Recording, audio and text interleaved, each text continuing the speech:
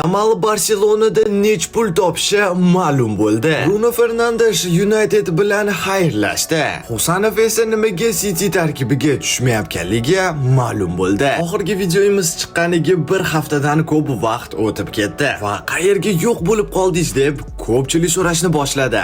Gap shundaki, men chet elda edim va sizlarga ajoyib eksklyuziv video olib keldim. U chiqishi uchun kelinglar bu videoda 10 mingta like yig'amiz va qachonki 150 mingta obunachi bo'lsak, o'shandagina o'sha video chiqadi. Nimaga men bunaqa deyapman? Chunki hali ham bizani juda ko'p odamlar obunasiz tomosha qilyapti. Va qachonki hamma obuna bo'lsa, biz O'zbekistondagi eng mashhur blogerlardan biriga aylanamiz. Va aynan shunga men harakat qilaman. Obuna bo'lib qo'ying, futbol biz bilan juda qiziqarli. Endi esa yaxshilab o'tirib oling, yeyishga narsalar oling, chunki biz boshladik.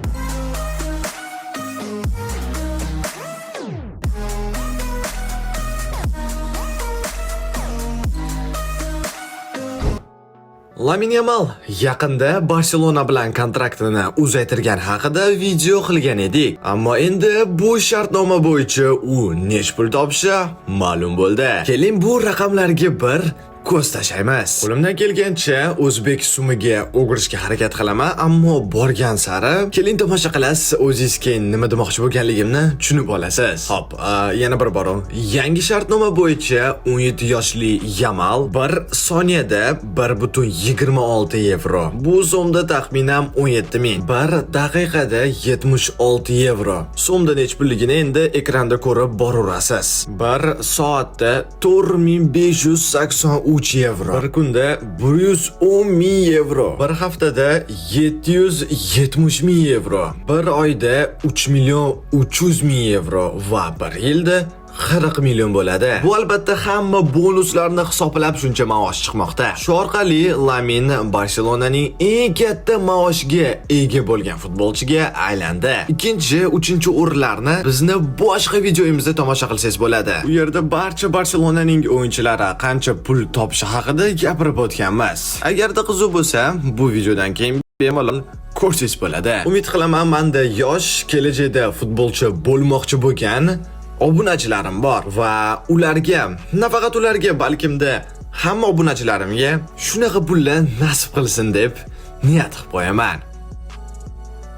Bruno Fernandes bu mavsumning Manchester Unitedning yagona yaxshi o'yinchisi va agarda u bu jamoada o'ynamaganida hozirda United Championshipdan bo'lar edi. Ammo Manchesterda hozir moliyaviy tarzda shunchalik katta muammolar borki, ular barcha futbolchilarni sotib olishga ham tayyor bo'lib turishibdi. Shunaqa ajoyib xabarlarni eshitib, saudiyalik jamoalar darhol Fernandesga ko'z tikishni boshlashdi va hozir Al Hilol Unitedga 100 million yevro Brunoni sotib olishga, o'yinchiga esa 3 yillik shartnoma va 200 million yevrolik maosh taklif qilmoqchi. Portugaliyalik esa qachonki uni jamoa sotib olmoqchi bo'lsa, o'shandagina ketaman deb aytdi. Bilasizmi, o'zi Bruno shunaqa zo'r o'yinchiki, u xohlagan kuchli jamoasida o'ynalaydi. Ammo gap shundaki, unga ko'p jamoalar qiziqish bildirishmayapti. Va agarda bu holat o'zgarmaydigan bo'lsa, shunaqa kuchli futbolchini biza yo'qotib qo'ysa mumkin. Bu ma'lumot yangi emas, shuning uchun qisqacha gapirib o'taman. Abduqodir Husanov Cityga o'tib ketganidan keyin darhol asosiy tarkibda o'ynashni boshladi. Ammo 9 ta o'yinda ishtirok etib, keyin o'zidan o'zi maydonga tushmaydigan bo'lib qoldi. Balkim kimdirni esda bor, biza u Guardiolani ingliz tilini yaxshi bilmagani uchun shampuni deb, ustidan kulgandek bo'lgani uchun maydonga tushmayapti deb aytgan edik. Ammo baxtimizga sababi bunday emas ekan. Qarabsizki, u Lansdan Cityga o'tib ketayotganida, unda shartnomasida agarda darhol Husanov yaxshi o'ynab Manchester Cityga 10 tadan ko'p o'yin o'tkazadigan bo'lsa, City Lansga qo'shimcha 5 million yevro to'lash kerak bo'lardi. Va tushunganingizdek, ular Abduqodirni 9 marta maydonga tushirib, 10-marta tushirishmadi. Bu ham mayli. agarda City Premier Liga chempioni, Kubok Angliya chempioni yoki Chempionlar Ligasini yutganida yana qo'shimcha avansga pul to'lashi kerak bo'lardi. Va nimagadir men ular shu jamoaga to'lamayli deb hamma sovrinlarda mag'lub bo'ldi deb o'ylayman.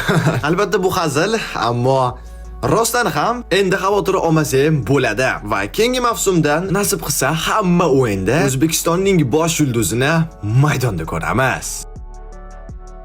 Cristiano Ronaldo. Oxirgi ikkita videoda faqat va faqat u haqida gaplashamiz, chunki borgan sari uni holati 360 gradusga o'zgarib ketyapti. Eslarda bor, u Al Nasrdan ketmoqchi deb aytgan edik. Ammo qarabsizki, shuncha vaqt o'tgach hali ham unga bitta ham Yevropadan jamoa qiziqish bildirmadi. U esa aynan u yerga ketmoqchi. Hozirda unga Marokash, Braziliya, Argentina va AQShdan bir nechta takliflar bor. Ammo Ronaldo klublar o'rtasidagi bo'lib o'tadigan jahon chempionatida ishtirok etmoqchi. Bu ham kamlik qiladigan bo'lsa, bu turnirni yuta oladigan jamoaga qo'shilmoqchi. Lekin o'ziga yaxshi taklif tushmaydigan bo'lsa, karyerasini yakunlashni ham o'ylayotgan ekan. Shunaqa xabarlarni eshitib, Real Madrid muxlislari darhol o'zlarining stadionini yonida Florentino Perez Cristianoni uyga qaytarib olib deb yozib jamoaning afsonasini qaytarishmoqchi. Ammo Perez bilasizlar, minbar uzr, ammo qari o'yinchilarni